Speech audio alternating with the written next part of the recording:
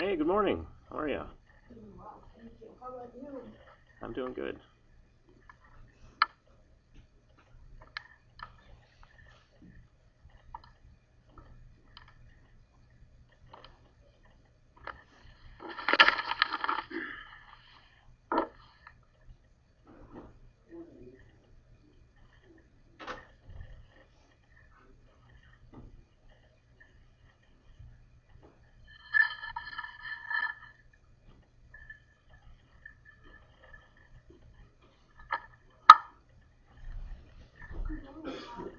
Hey, good morning. Good morning. How are How you? are you? Good.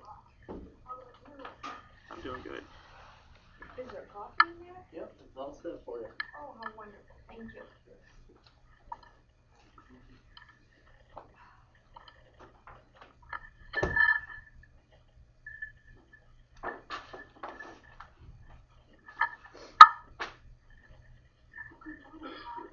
Hey, good morning. Good morning. How are you? How are you?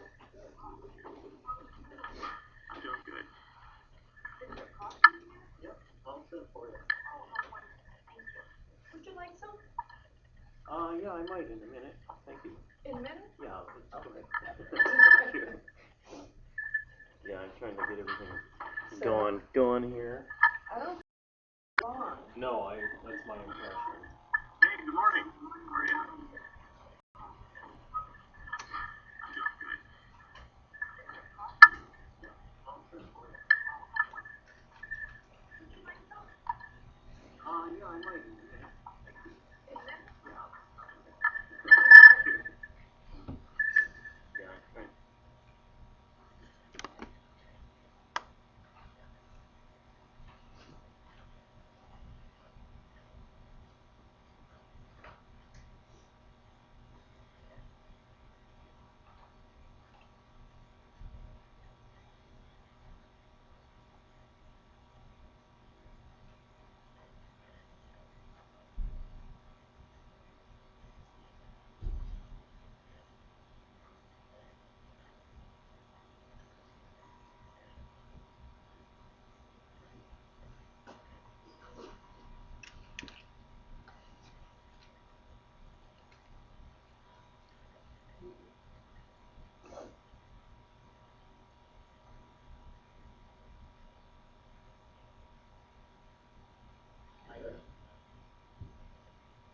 Good morning, boss. How are you? Hey, I don't know about the boss part, but I'm doing well. How about you? Good. Let me talk to you a second.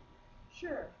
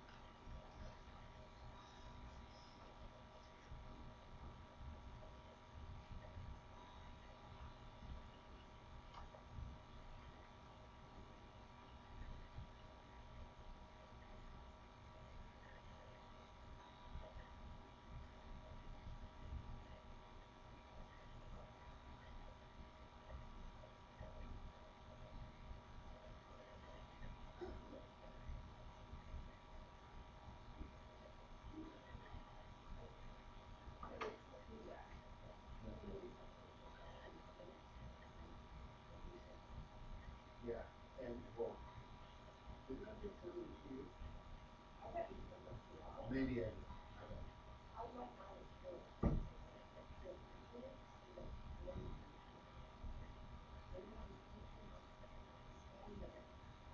I typed them up and emailed them to you, and I said, Let's take a peek. they wouldn't be in the material that Kevin gave us. No, but I have my own. There's my, rock notes. I know you said something to me, and the problem is, obviously you used my Wisconsin address, so Luke came up here and he took them down, I looked at them, I said, well, these look fine. And then I assumed that he had sent it to everybody, and when I packed up to come north, So I think I just sent it to you, because you were gonna be, I got everything in my stuff. no, you're the secretary. Not anymore. Well, I have hard copies, but they're on a machine, Okay. 200 miles from here. okay, all right, well, I looked them over quickly, and they looked fine, and that we could, I guess, Okay. take it up some other time. Okay. Not very good as secretary. No. Well, look at my writing. I mean, this is pathetic. You emailed them to me though, and you didn't. Oh, I did, And but I then- have to translate immediately why I know what And, this yeah, says. and then I typed them up and emailed them to you, and I thought, done deal. But I forgot to read this, thing, this supplemental material, did you read it? No, I'm gonna do that now. C4, take a quick look at it. Yeah. First a cup of coffee. Yeah. First I have to talk to Kevin, actually. And he's in there.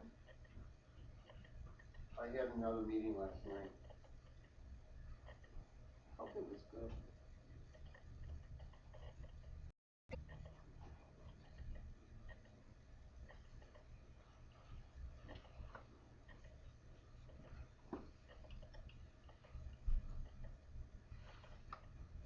Good morning.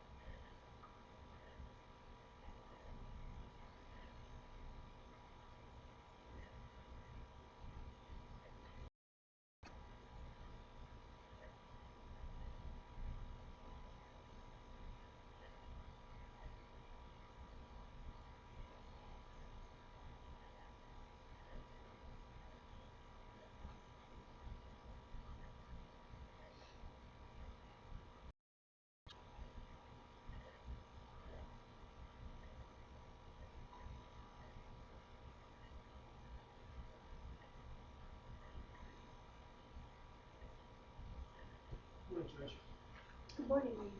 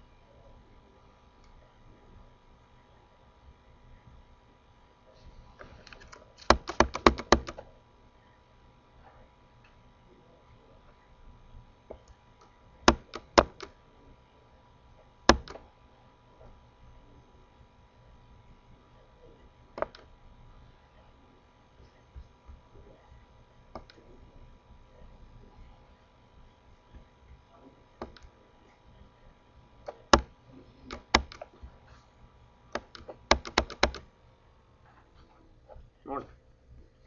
You ready for another scintillating day? Riveting, yes. Riveting I day, think yeah. riveting is the word.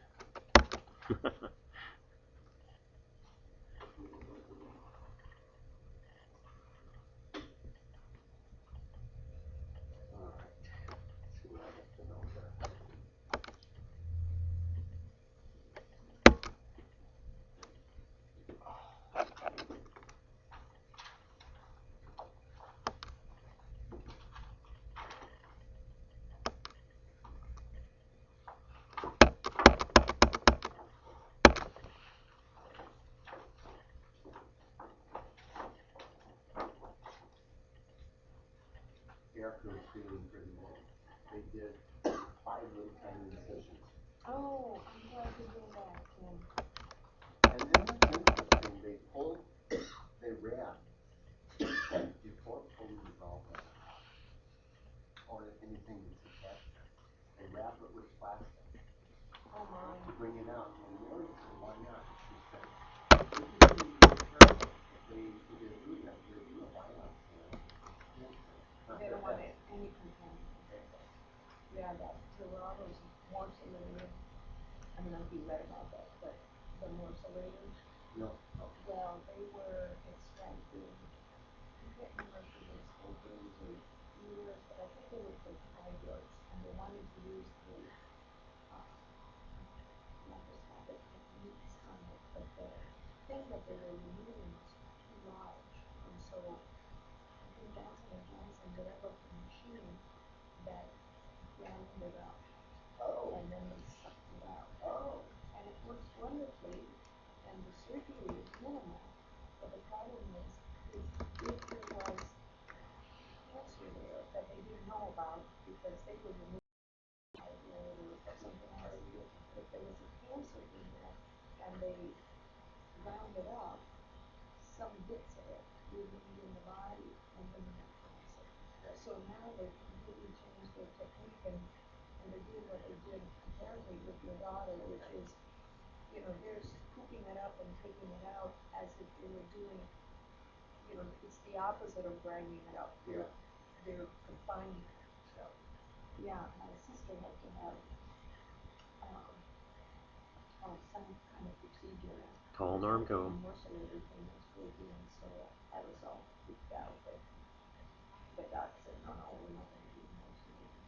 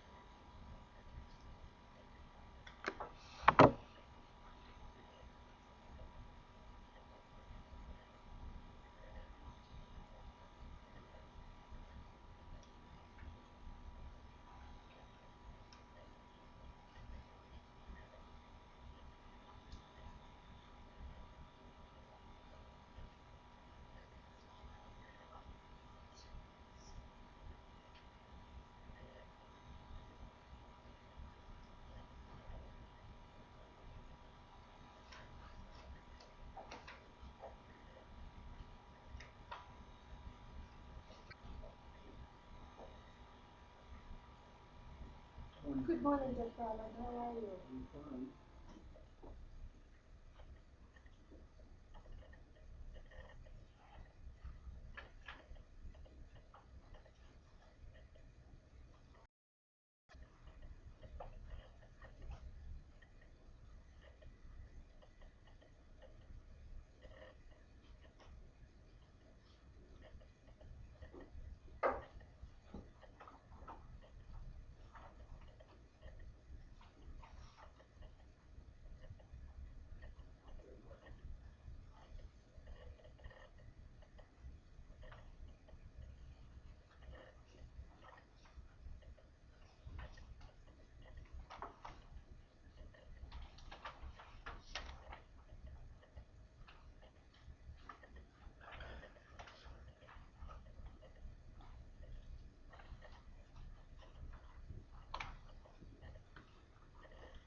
Good morning, John. Good. Good morning. Good morning.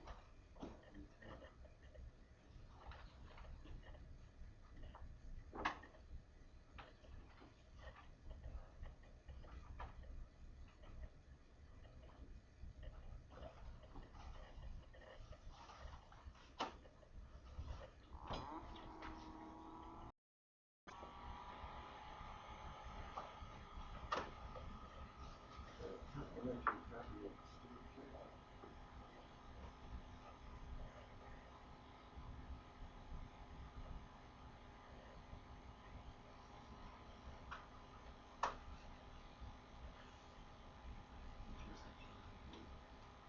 does.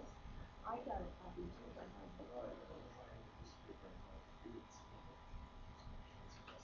I know.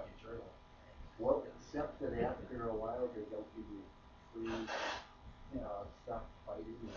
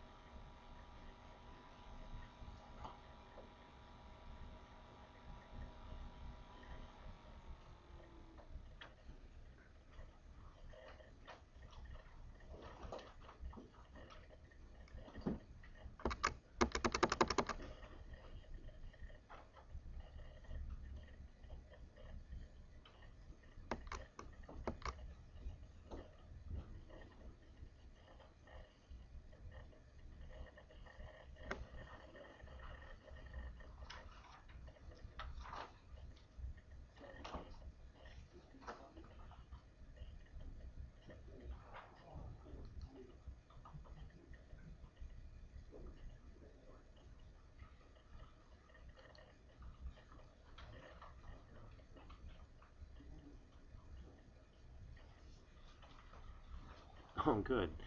Yeah, hey. I kicked this off. It seems to be working, but I forgot to change this, and I can't change it while it's streaming. So if you stop the stream, it's gonna kill the link. So the stream, you mean the encoder or that? Well, this is what YouTube needs or to change. yeah, if you stop this, it's still you can stop that and start that all you want.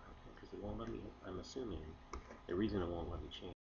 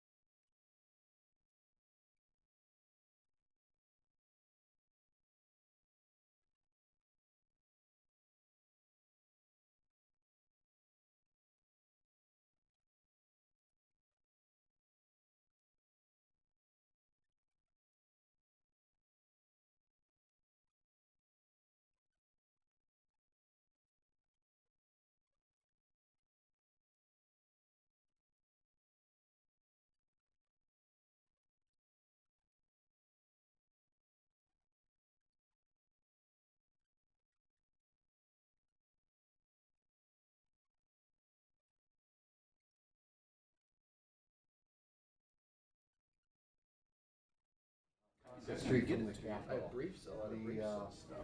Okay, but not I can't remember the name of it, but I had a salmon salad. I love salmon. Yeah. Trying to live a good idea. Unless I miss it. I enjoy salmon too. I can get to you right away. The old fashioned, Oh, yeah. You can't go wrong there. very nice place. Yeah. It's got that good Wisconsin nostalgia. It's got what? It's just got that Wisconsin feel, you know. And they got PBR Oh. on tap. Oh, yeah. How many other 20 though? I had too long of a drive to worry about that. Yeah. IT was all I needed. Yeah. But yeah, looking at the people around, they had plates piled about a half foot high Oh, with yeah. French fries and fried fish. Yeah. They have pretty good cheese curds there too. Yeah. Cheese curds are they're pretty famous for them, but. Yeah, they serve.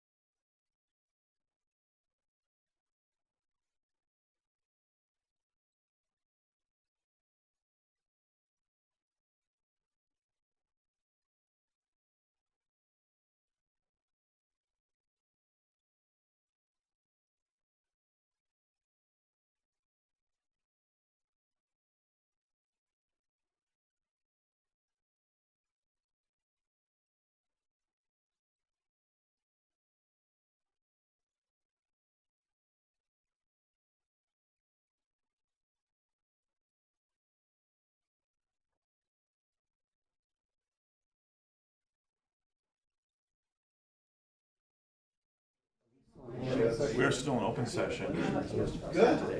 I'll just do it when it's closed. Yes. I can probably pull it for I that. know, there's a lot of stuff. Today's the 5th, which is today's the 5th. Today's the 5th. There's due today. Due today. Yeah.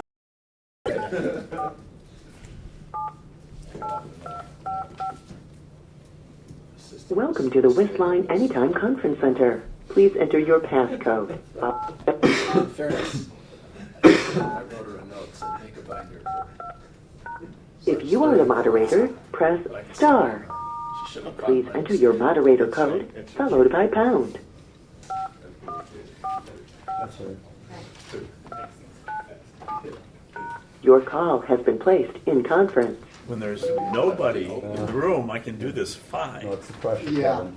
It's I'm the here. pressure, he can't handle Hi, it. Judge. Good morning. You should have people do that for him. Where's Cerny? Okay. She was watching us yesterday and wanted to add some comments. Always nice to hear from her. Hi.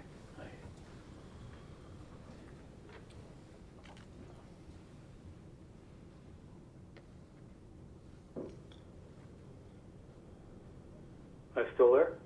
We're still here. Okay, you're awfully quiet.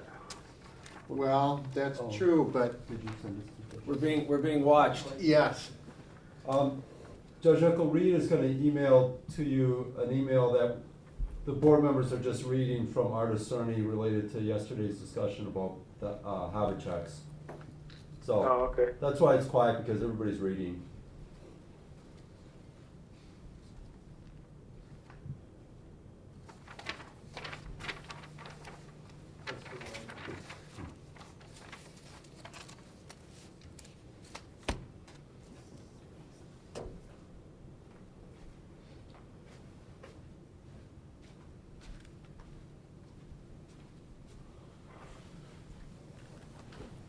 Judge Nickel, we're just waiting for Judge Lomalis to come back in. Judge Freilich will be a little bit late in participating. Okay. Reed, did you send a copy of this email to Judge Nickel? Yes. Like reminded me too, but yes, I did.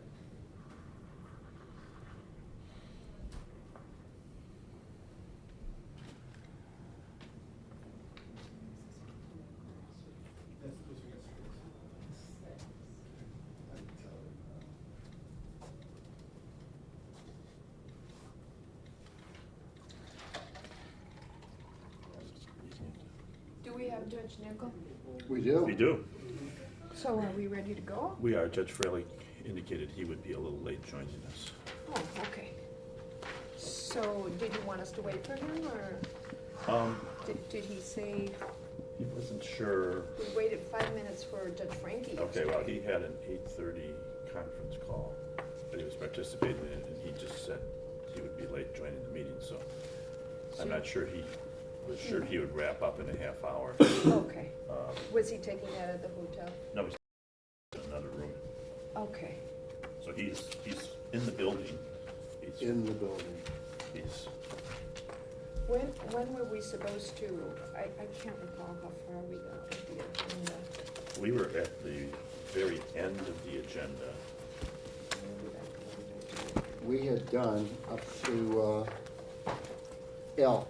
We were getting ready for the director's report, That's right. which is 174. Judge Nickel, can you hear us? I can. Good morning. Good morning. I'm afraid I'm not doing a very good job for you right now. I have lost my copy of the agenda. There you go. There, mine's this week. My, thank you very much. I'm gonna say it's right here. Oh, okay, thank you very much. Yes, that's right. Got all the scrolls It's in the very first page. there. So we're down to J? No, we did that. M, we're down to M. M. Thank you M. very much. I wrote it down wrong. I had K, but The legislative status report. I think we We did did do that. that. We did that. Yes. All right, let's call the meeting to order. To reflect that all board members are here, with Judge Nickel appearing by phone, and Judge Freilich should be joining us shortly. I don't think we need to review the fact that the meeting was properly noticed, since we did that yesterday. Do you? that's correct. And then, Mr. Kennedy, we are ready for you at page 174 with the director's report. I think that we've all read through this information, and unless there's something in particular that the director wants to point out, I move that we simply accept the director's report.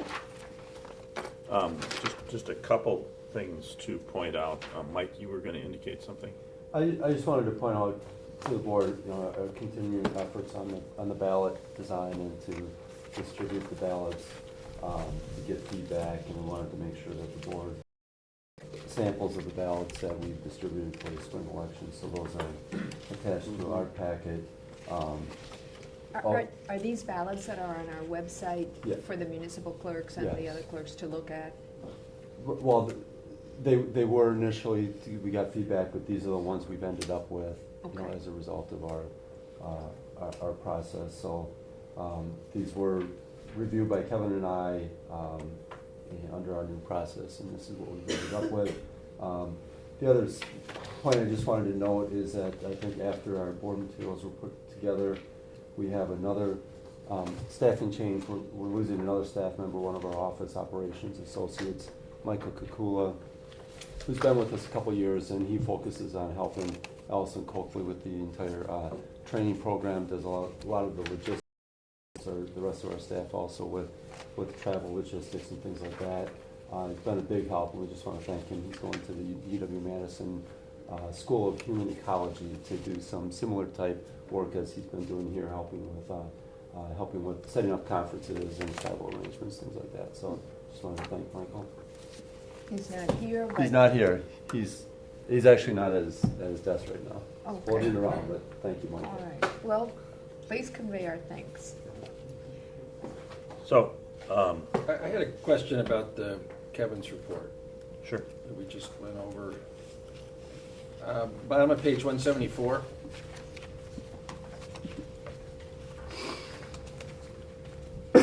The last sentence says 3 candidates on the April ballot that were not on the February primary ballot were sent a notice of their missing report, which seems to indicate that refer back to the fact that if you're on the ballot in April, you have to file the pre-primary report even if you're not in a primary. That's right, and that was part of what Judge Freilich raised yesterday as to why is that, or why do we have to do that? And the answer is it's a statutory change, which, from my recollection, may have actually occurred after he left the legislature. So were those reports filed? John, I need to look to you on this. This was from your. Yes, I'd have to go, and I can quickly ask Rich Borenger if we've received those yet. We talked yesterday about what to do about late reports and such, and there were apparently 2 problems here. One is that one was late. One was filed after February 9th, and the question was it just a couple days or more? Apparently it's been filed, so it couldn't have been too late. Right. And I think the idea was to just update you how we were doing that. But these other 3 Rich, reports, have those just not been filed, and is that considered a serious problem? So, Rich, the question is, we have 3 campaign finance reports from judicial candidates who didn't have a primary. Right. That we noticed, and what the status of those is and how we. We had one candidate that filed the day before the primary, was on the primary ballot up in La Crosse. Okay. And 2 of them were unopposed in the primary, filed like the day after. So we've got all the reports in now, but there were 3 people who failed to file timely. And how did we treat them? Just a warning letter, no penalties, or? The one will be definitely getting a penalty. The one that was on the ballot the letter hasn't gone out yet. I guess the other 2 that's part of the question there is where they're not on the primary ballot. This is where you get into the factors of,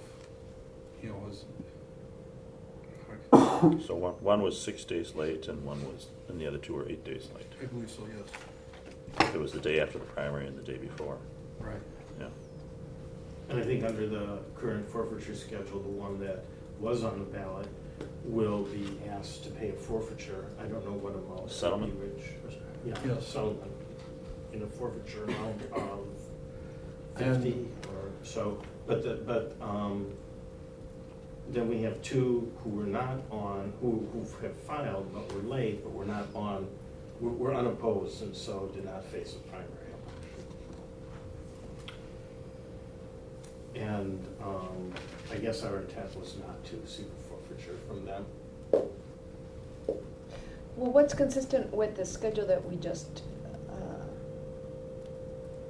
we did not quite adopt, right? Discussed. Yes, we discussed it. I think under the old schedule, though, there would not have been. I'd have to go back and look at it. We would just have to go back and look. This all happened just. I don't get the answer, but, can you go check right now? I can go see, Adam just said he's a little more familiar with where the OIE schedule is. I can look for that. I mean, this all happened within the last couple of weeks, so it's just sort of haven't quite gotten to the point of sending out forfeiture letters. We've been focusing on getting that stuff say trying to pin John down's been tough the last week or so. I would assume there are lots of cases where people are on the April ballot and not on a primary. That must be a pretty routine, common occurrence. And for the most part, do those people file the pre-primary report even though they're not on the ballot? Yes, they're actually required to. They're required to, but apparently they understand it and do it. Stated right in the, Give in them the filing notice. Give them a filing Candidates notice. must Yeah, we file. give them filing notices and tell them that. So when they don't file it, it's not that they weren't told about it. Yeah, there's, But apparently, and I'm not trying to be too hard on these people, but Sure. one of the points of discussion yesterday is about being, whether we need to be and should be consistent in how we apply the schedule. And it sounds like there's an exception made for people who missed the pre-primary filing in February if they're not on the ballot in terms of how they're treated. I'm not saying it's And unreasonable, I'm but not- is that yeah, the and I'm not practice? 100% certain of that. It's a level of detail that I am not. I don't think we'd be issuing the same penalty for them as a candidate that would be on the ballot.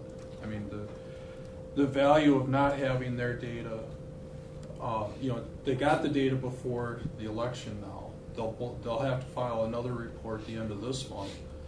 But the loss of data, say before the primary, when they weren't on the primary ballot, is nowhere near as critical for those candidates as it was the candidate on the primary ballot. I understand it's It's less not- value, but it's still, it's basically the same violation. It's not an unreasonable position for the GAB to take, but if that is the GAB, then it should be reflected in what we state is our forfeiture schedule. Yes. Because the idea is that a forfeiture schedule will reflect what we're actually doing and vice versa. So it doesn't do much good to adopt a forfeiture schedule if what's really done is different. And that's part of what we were what made that forfeiture schedule complicated was trying to address some of these types of scenarios that would be somewhat exceptions from the one-size-fits-all I see. type thing. Okay. All right. So whatever we've been in this situation where we have old forfeiture schedule, trying to revamp that, and admittedly, we have over the years departed from the 2008 schedule in some instances like this, because actually, under the old forfeiture schedule, you didn't even get it for an election-related report. I think the forfeiture was $10 after 45 days late. No, that's Am I not. wrong about That'd be, that? Yeah, you're 45 wrong. would be the continuing. The continuing report? It was a Not 3-day late, you paid a penalty, Okay. you know. And it we was- stuck with that. And We have that stuck penalty with was that. like $150. Yeah, and we have stuck with that 3 days on the election. Because both of these are 3 days late, you know. Yeah. And then the question becomes, do we seek that same forfeiture from someone who wasn't on the ballot? In terms of discussing this report, my initial view is that we should treat them the same. And if the report, the pre-primary report has little or no value, then maybe we should be recommending to the legislature that, or about changing the requirement and not require people to be filing reports that aren't worth much. And if it's worth something, then it should have the same penalty that you have regardless of whether you're on the ballot or not. Well, we will cover this in the revamped proposed settlement schedule that we're going to present to the board Do you- on the 13th. While we're talking about these 3 cases, is there some direction the board would like to provide staff? I think knowing what we would normally do in this case would be. I agree with Judge Frankie. If the rule is there, it ought to be enforced equally, whether they've got a primary opponent or not. If that seems somewhat unfair, I think it's the obligation of the legislature to change the law. I'd like to note that Judge Freilich is with us. Judge Freilich, I apologize. I didn't notice when you walked in, you were so Fine. quiet. I tried to be quiet. He's been here since about 1 afternoon. That's not entirely true. Not entirely true. We started at 5 after, but And ironically, Judge, we're talking about one of the issues that you raised yesterday. We have 3 candidates on the April ballot who filed their reports late, judicial candidates. 2 were not on the primary and filed it the day after the primary, so they were 8 days late. 1 was and filed the day before the primary, so it was 6 days late. And Judge Frankie was raising the question, how are we going to treat those? And we have not come up with a definitive answer on that. The staff would normally say that the 2 that weren't on the ballot would simply get a warning letter, whereas the one who was on the primary ballot would be an offer for filing late because the information came in 6 days after the deadline and immediately before the primary. And so where we left it was I was just asking the board, did you want to address these issues? I mean, so the discussion was, shouldn't we treat them all the same? That sort of brings you up to speed on. I think you should send a warning letter to all 3 of them. well, the question is, what does our forfeiture schedule say or not say? Here's what I would suggest, because we want the board to take a hard look at the way the forfeiture schedule, the 2008 schedule looks, and depart from that. And we're planning to present that proposal to the board a week from tomorrow. There's no rush in getting out letters to people about whether they have to pay a forfeiture or not. It can go out in 2 weeks rather than today. Suggests that that perhaps this be part of the discussion when we're talking about the full schedule, and we'll come up with a recommendation for the board at that point. I think that's a reasonable way to do it. Anyone object to doing it in that way? All right. Thank you very much. Look that up and see what those are under the current schedule. Yeah, why don't you-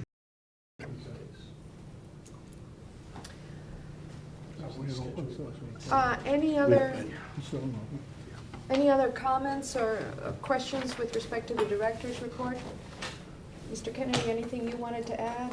There were 2 points that I wanted to make. One was, and I had communicated this to board members in an email, that the board's initial practice had been that whenever we were in closed session, we would provide a very high-level summary of the closed session activity as part of the minutes, which you approved. And so we went, and for some reason in 2011, we stopped doing that in the middle of the recalls. And one of the comments we got were where people had some concerns that they weren't getting enough information about closed session activities. So in the minutes that you approved, there was a high-level description of, for example, how many requests for advice there were, and just wanted to make sure that I drew board members' attentions to, we were going back to the original practice of the GAB to make sure that there was some description of what the board was doing in closed session to the extent it could be disclosed on the number of requests for advice that were reviewed, what action, if any, was taken on them. Same thing with investigations and reports on litigation. Excellent idea. Proceed that way. Yeah. Well, and again, it's, as we went back and looked at this, it was right as we were in the midst of the recalls and had a ton of meetings that for some reason it fell out of our template and never got put back in. So we put it back in, and if there are any suggestions on improving that, we'll continue that practice. I had not focused on that, but that's at page 11 of the draft of the open session meetings. That's right. So thank you for pointing that out. Then finally, there was action items in the report talking about the scheduling of board meetings, and I think that's really where we were at when we adjourned yesterday. We had talked about the need for some either changing meeting dates in April, plus scheduling teleconference reviews. So let me just sort of review where we are at with the board. We have a meeting scheduled for April 15th which board members discussed moving to the 29th. It creates a Moving to what? To April 29th. And there was a general consensus that board members were okay with that, but they were going to look at their calendars last night. Judge Vokey had a challenge with that time period. There's also the fact that the board was going to meet telephonically to review, and they did establish The 10th of April. the 10th of April for a telephone 9 conference o'clock. at 9 o'clock to review the draft report that's going to go to the Legislative Audit Bureau. But we also talked about meeting to discuss the forfeiture schedule, what the staff will provide to board members next Friday, ironically Friday the 13th. So the question was, when did you want to take that up? Now Judge Barlin won't be able to participate because he'll be out of the country during that time period, but he had indicated that the board could go forward with 5 members on that issue. And then the final issue is we have a June 23rd board meeting, which when it was scheduled, we were not aware. The county clerk's annual meeting is that day, and we are scheduled to meet with the county clerks that day, as well as the fact that the state election directors are meeting that day. And we had purposely scheduled a meeting in later June because we thought there might be transition issues dealing with the budget that board members would want to deal with. And in my report, I suggested perhaps we change that June 23rd meeting to June 30th. Well, starting with the information that we're supposed to get on Friday the 13th in March, Okay? could we have a telephonic meeting on Monday the 23rd?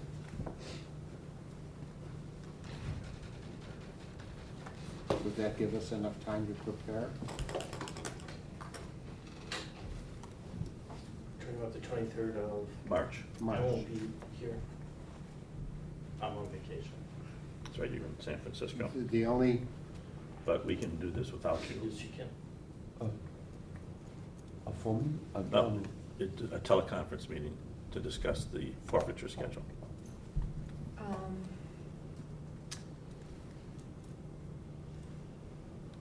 You return on the 25th, right?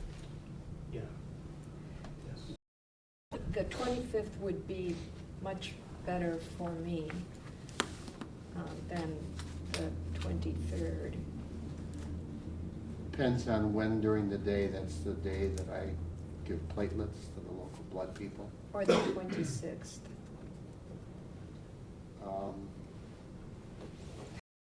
Holiday. I wish I could say off the record, but. You want my blood? No. On the 23rd, I have a house guest whom the board would not want to overhear be on the phone. Okay. Okay. So. Are board members comfortable with the 25th? I can do either. It depends, can we do it late The in the afternoon? 26th? 26th I can't. Oh, okay. 25th, I've got an appointment at 11:30 for it takes almost 2 hours for a platelet draw. The 25th, I just realized I have a problem as well. I'm so sorry. The 26th you can't? Cannot. And the 27th? I'm tentatively scheduled to be a judge that day. The 25th late in the day? Sure. How late can we do it? We can do it at 3, we can do it at 4. 3 o'clock is 4 Eastern where I'll be, so I can do that. Okay. March 25th? Judge Barlin, you're out of it altogether? Yes. And you're okay with that, Judge Frankie? Yes. Yeah. That was 3? Yeah. Judge Freilich, you're also in the Eastern time zone? That's what I'm checking. Calendar. I don't know when I'm leaving. Okay. I go back. You need to look at a calendar? 25th. Is what day? It's a Wednesday. Because, yes, I'll be in Florida. Okay. So, March 25th, Judge Janicko, March 25th, 4 p.m. 4 p.m. Eastern. Yes. We'll have 3 board members in the Eastern time zone. Yep. And that's daylight time, just so everyone knows. March 25th, 4 p.m. Okay.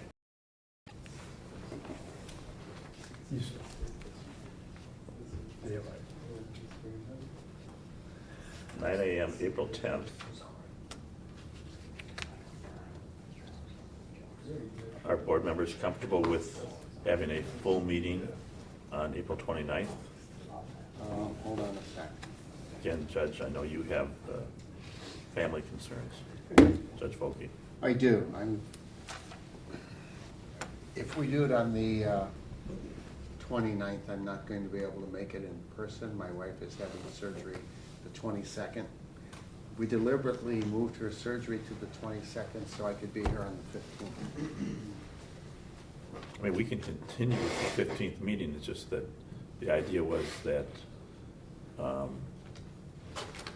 with these other meetings coming in, there would be little time to prepare the regular meeting materials as we're moving forward on this. And how about the 20th or the 21st?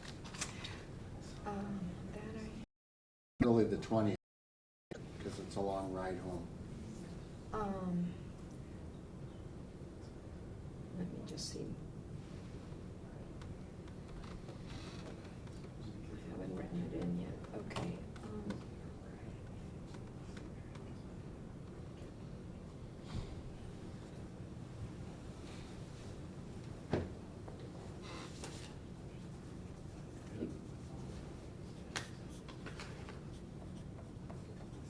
Okay, so you're talking about the April 20th, Tim? I could be here in person on April 20th. I would have to be by phone, but I could do it on April 20th. Well, I can do it by phone on the 29th, too. I would be by phone on the 29th. Oh. So, Okay. oh, actually, no, I could be here most likely in person, so it's all the same to me. We're talking about either the 15th or the 20th? 22nd or the 29th, I think is what we're talking about. The 15th is what's scheduled. Not the 22nd. 20th or the 29th? The 20th. Okay. You can't do the 20th? Okay. Well, put it on, I'll appear by phone. All right, we'll plan on April 29th. And then the final one is the June meeting, and I had suggested June 30th. And the only reason I didn't go the other direction was I just was sensitive to the fact that there are different timing issues with some staff weddings and graduations. Again, the key issue was I wanted to make sure we had a meeting during this fiscal year. It's just that we ran into conflicts the week of the 22nd with election official meetings. Okay, so we were for the 23rd? Right, and I was suggesting the 30th, which is the week. That's fine with me. It's not fine with me. And I would like to be here in person during the summer meeting since I appear by phone so much in the winter, but I cannot do it the week of June 29. What about the week of the 15th? Of June? Yes.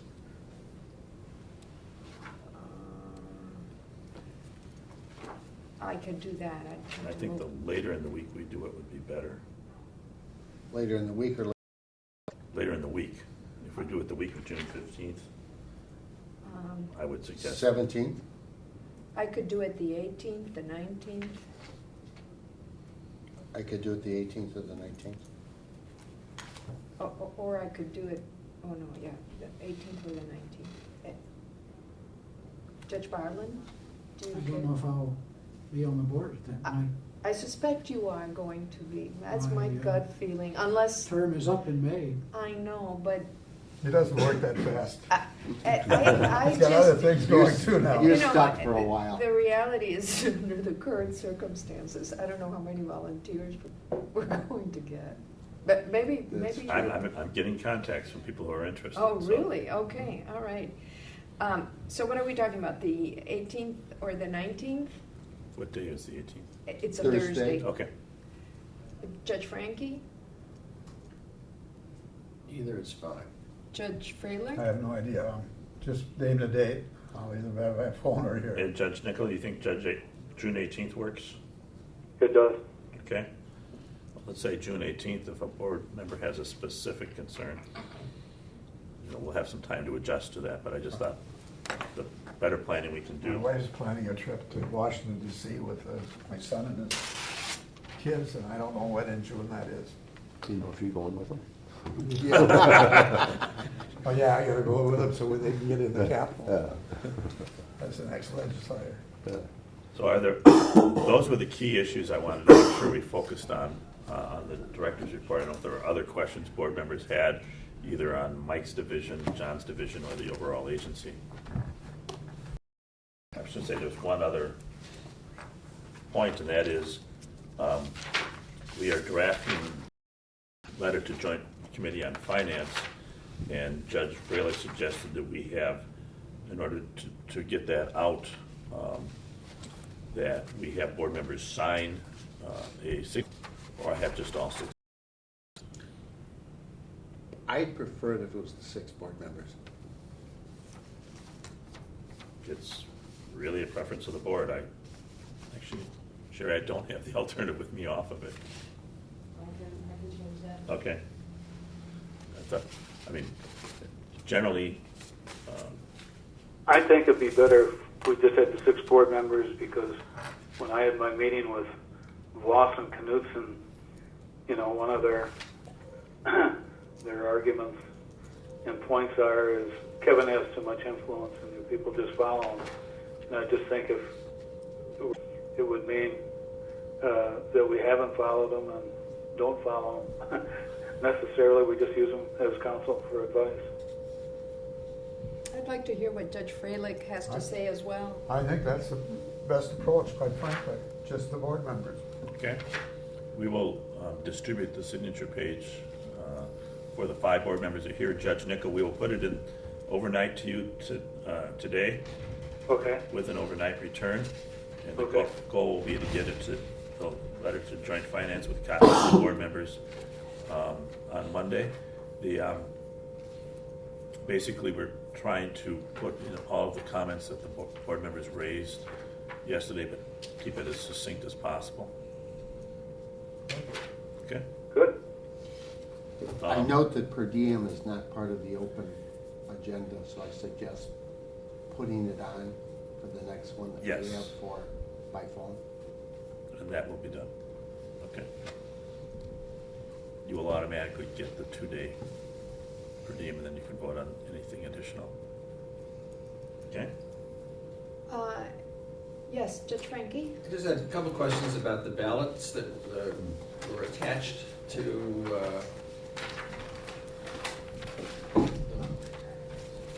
it's under tab. It's part of Group M. On page 192? Yeah, that was pages.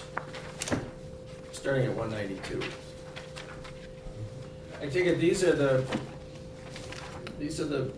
forms that a clerk would find if they go online, if they went online to get the ballot. They look consistent with what we agreed on and approved earlier. I'm assuming there were no changes.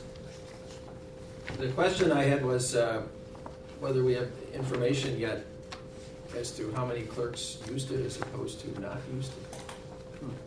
Well, and these are not all of the sample ballots. So Dan, why don't you come on up? So Dan Lowe is, our lead election specialist who leads our ballot design initiatives and process. So I just wanted to give the board, I think Diane gave me the 8 samples, and I included 4. Does Mike have his microphone on?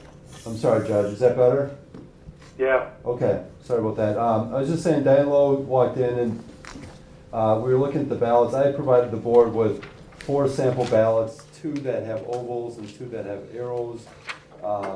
And I think 2 that were for the primary and 2 that are for April. So you see consistency, but they are all different ballots. And Judge Frankie, if we have any sense of how many clerks adopt simply what we have or have any tweaks to it, I don't think we really know at this point, but I was just gonna ask Diane if she has any feeling of feedback or what we've heard from clerks about the spring ballots. I've heard really no comments from the clerks, and from the proofs that we've seen that they've sent in, they're, you know, they always appear a little different from what you're seeing on the paper because that's done in a Word document. And once a printer sets it up, it looks a little bit different, but it's the same format, and they've been using the same format. So there's not much deviation in the shading or the titles? Some of them do have trouble with the reverse shading, the white lettering on the black. Just in case. And they, in that case, they did just do the shading there instead of reversing. And we told them that was okay.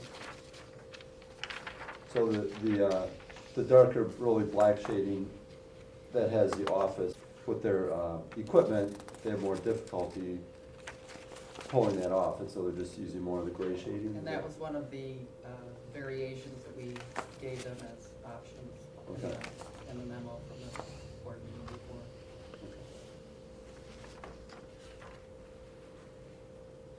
Any other comments or questions? None? But what you were saying is that almost all the proofs that you saw were consistent with what you're seeing here. Okay, anything further? Thank you very much. Else in the open agenda before we move to the closed session? Yes. I'd like to just make an observation. We now are getting, I believe, the weekly schedule of, am I right, Kevin? That's right. Of staff activity? What you're getting is a report that we have been doing for quite a while. And it's done most weeks. Some weeks it slips. We do let Reed take a vacation, and his backup, Mike Haas, doesn't do that. You know, it's a weekly report that we do.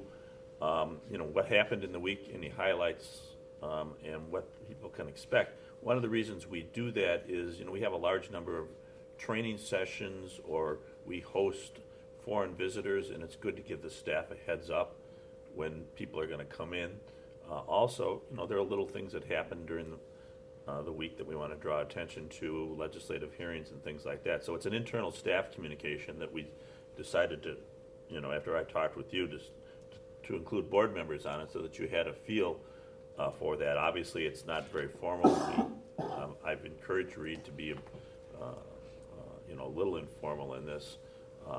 It's kind of like a family communication to keep people in the loop on that, but it does give you a feel for what's going on a weekly basis in terms of meetings, just additional information. But it was designed primarily to, you know, so staff has no surprises about things that are coming up. Particularly, like I said, if we have 20 clerks coming into the office, that can be a disruption. So it's nice to know it's coming up in advance.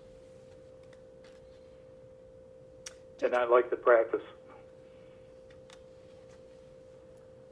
Judge Barland, I thought you wanted to say something as well. Well, I'm not sure.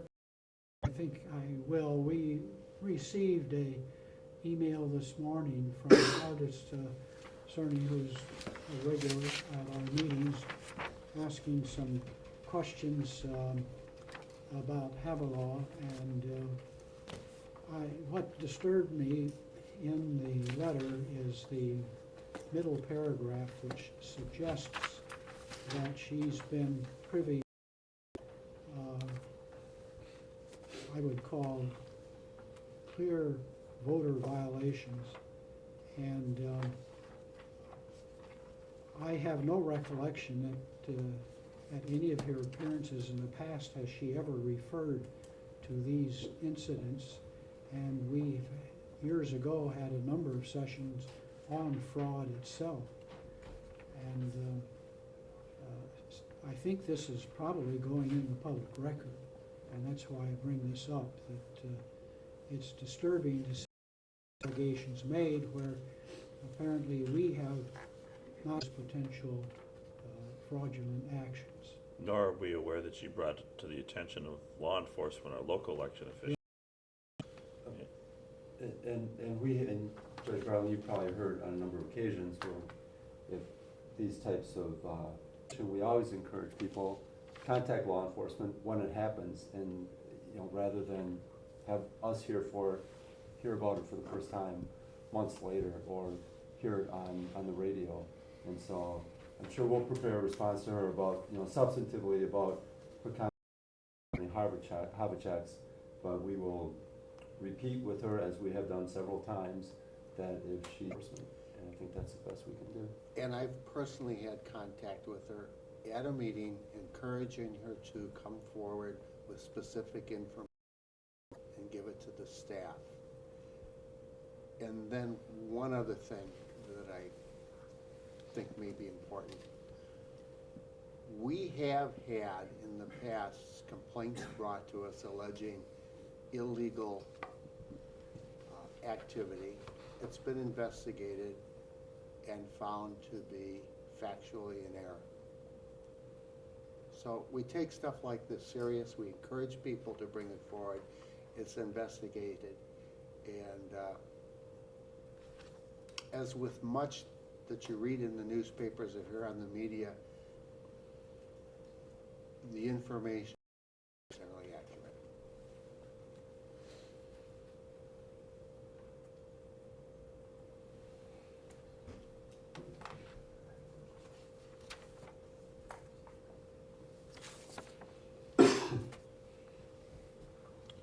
So, in response, we will reach out to Ms. Cerny, encouraging her to follow up directly with law enforcement on this, and we will collect any information she shares with us on this. I mean, we don't know from this information when this happened, if it was in 2014, 2012, occurred in Racine, but we don't know if it's the city of Racine. So, we'll try and make sure that Racine city folks are apprised of this as well as the Racine district attorney, and we will draft a letter responding to her questions about the application of the Havlicek's issue. It's something we have spent a lot of time explaining to her on, but I think it's good to have a formal documentation. So that is one of the things, and we'll share with board members a copy of the response. And specifically, I'm sure that since she takes this so importantly, that if she saw pieces of paper outside polling locations with names and addresses suggesting that individuals have been voting using someone else's name, I'm sure that she must have kept copies of that, and we ought to ask her to send them to us.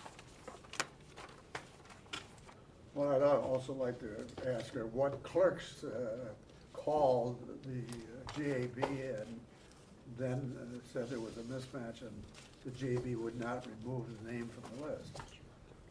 Get some specifics on that. Yeah. If you can't give us some specifics, there's nothing we can do. Well, and names are not removed from the list when there's a mismatch. We discussed this yesterday. She has come to the board in the past, and that is what she would like the law to be, but it's not. It's a HAVA mismatch. It merely means that the information in the SVRS does not match what's in DMV or the Social Security database. It doesn't mean the information is incorrect. It doesn't affect the voter's eligibility. Because the mismatch doesn't go to whether they're 18, a U.S. citizen, or residing at the particular location. It simply goes to the fact that the name has a mismatch of some type, or the date of birth has a mismatch. The idea is you can't, state law says you cannot take someone off a registration list unless you have beyond a reasonable doubt evidence that they don't meet the qualifications to vote, which are age, residency, and citizenship. And the mismatch is designed for accuracy checks. It's not designed to determine that. If there's evidence that the person isn't a U.S. citizen, isn't 18, or doesn't reside there, there's a separate statutory process for challenging that, but the burden of proof is beyond a reasonable doubt that the individual is not qualified to vote. And So who challenges it? the person with the information that knows that they lack the qualifications to vote. Could be a citizen, could be any elector can raise that information. And there is a process where that's brought directly to the attention of the municipal clerk. That decision can be reviewed by the elections, by this agency as a decision of the clerk. It's very rarely used. I've used it a few times. But the idea that because there's a database mismatch is not evidence, and this is not necessarily evidence that they lack the qualifications to vote. And what we want to do is get them cleaned up, because we use that information to find duplicate voters and to match against death records and felon records. That's the main reason for having those kind of checks, because there's a recognition that whenever databases are talking to each other, there's a lot of inconsistencies. We pointed out that when we first we were talking about this back in 2008, 5 of the 6 board members' names in their voter registration list did not match their names on their driver's licenses. I remember that. Yeah. Judge Kane is a good example. Everyone knows him as Tom Kane, but his name is Ralph Thomas Kane. Really?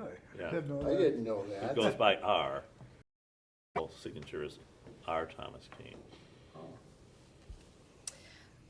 She Can't re- wait to meet Ralph again. She Call him references Ralph. 8561, statute 8561, imposing a duty on the DMV and the GAB to enter in an agreement.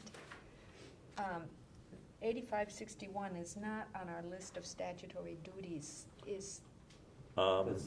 That's the DMV counterpart. It's on our list of statutory. If you go into, I think it's chapter 5, or 6, I thought it was chapter 5, says that the Elections Division Administrator shall enter into an agreement with the DMV to share this data. So there's a specific duty in chapter 5 for us on that. Chapter 5, and I didn't see it, and I just want to make sure that we've got our comprehensive list. Yeah, there is a companion obligation on our part, and so I'm sure it's in here. Okay, Because we do have those I remember memorandum of understandings in place. Yeah. okay. Okay. All right, well, we don't need to take time now to look for it. We will find it for you, though. Okay. Because if it's missing, I remember reading it, so Okay. it dropped somewhere. Do we need to approve the director's report? Is that something that we routinely do? Judge Barline, I don't I remember. don't think we do unless there was a specific recommendation for action. Right. Otherwise, you just receive the report. Right, just accept it. Okay, all right. So with that, is there anything further on anyone's part? I move that we go into closed session. Second? Any discussion? Motion carries. You need No, roll. we need to- Oh, yes, we need a roll call? We need a roll call. Okay, Judge Frankie? Aye. Judge Barland? Aye. Judge Freilich? Aye. Judge Volke? Aye. Judge Nickel? Aye. Judge Lomelos? Aye. C. Okay. See, yeah, so the motion does, and we will go into closed session. I know there was a discussion yesterday about moving to another room. We are going to move for probably a half an hour to start the closed session into the large conference room where you have lunch, so that the WisPolitics can take down their, Wisconsin can take down their equipment, and then we'll reconvene back in this room, because we do have some personal appearances in the closed session. Judge O'Neill? Yes. We did find it. Ross found it. Page 128 has it's section 5.6.